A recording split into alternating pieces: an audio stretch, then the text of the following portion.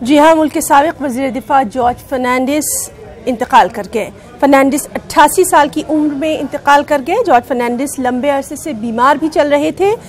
George Fernandes member of Rajya Sabha रहने के साथ साथ एक सहाफ़ी और माहिर ज़राअत भी थे।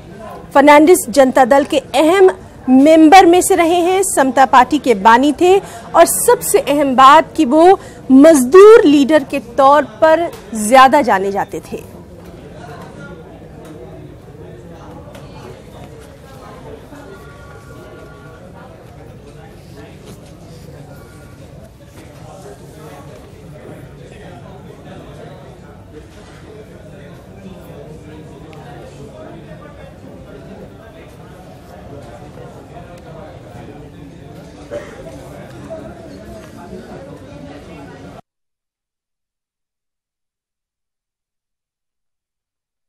उनके बेटा को अमेरिका से आना है, तो कल ही जो भी अंतिम संस्कार करना है वो होगा। अभी एम्बामिंग करके यहाँ घर पे रहेंगे तब तक।